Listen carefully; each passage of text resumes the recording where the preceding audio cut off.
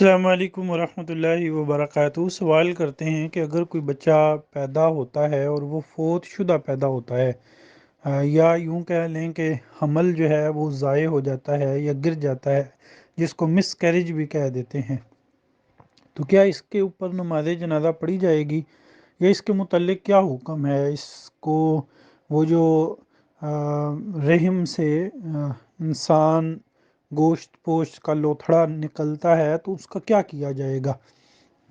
دیکھیں جی، ظاہری بات ہے، یہ کیفیت تو جو ہے وہ وقت پر دلالت کرتی ہے۔ اگر جلدی جو ہے وہ مس کیریج ہو جاتا ہے تو اس کی کیفیت اور ہوگی، اور اگر بالکل آخری ڈیز میں ہوتا ہے تو وہ تو پورا بچہ ہوتا ہے۔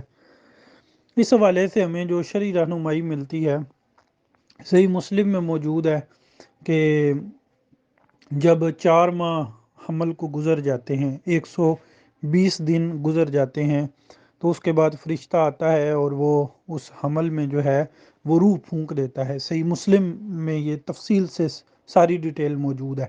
تو اس سے ثابت یہ ہوا کہ اگر حمل جو ہے وہ 4 ماہ کے بعد آگے جاری ہے، یعنی اسے 5واں ماہ شروع ہو گیا ہے، اس کا مطلب یہ ہے کہ اب اس حمل میں روح آ چکی ہے، وہ بچہ یا بچی جو ہے اب وہ زندوں کی کیٹاگری میں شمار ہوگا، اگرچہ ہم اسے مجازی زندہ کہیں گے، یعنی حقیقی زندہ تو نہیں ہے، دنیا میں تو نہیں آیا، لیکن ماں کے پیٹ میں ہے اور اسے مجازی زندہ تصور کیا جائے گا، اور شرعن بھی اس کو زندہ ہی تصور کیا جاتا ہے۔ وراثت کے کئی ایک مسائل جو ہیں وہ اس بچے سے متعلقہ بعض اوقات ہوتے ہیں، تو اس بچے کو مجازی زندہ تصور کیا جائے گا۔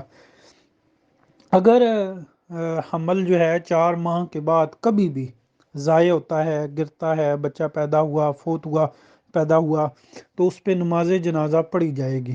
ہم کس قدر لا علم اور کس قدر جاہل ہیں، یہ علمیہ کی بات ہے۔ مجھے کچھ عرصہ پہلے بھی بتایا گیا کہ ایک بچہ جو ہے وہ 8ویں 9ویں منتھ میں جو ہے وہ بچہ فوت شدہ پیدا ہوا، تو لوگوں نے اس کو لے جا کے ویسے ہی دفنا دیا۔ کس قدر لا علمی ہے۔ ابو داود میں نبی صلی اللہ علیہ وسلم کی حدیث ہے، آپ صلی اللہ علیہ وسلم فرماتے ہیں السقط یصلی علیہ، جو حمل اس طرح گر جاتا ہے، یعنی بچہ فوت شدہ پیدا ہوتا ہے، تو یصلی علیہ، اس پہ نماز جنازہ پڑھی جائے گی، اگرچہ چند لوگ ہی پڑھیں۔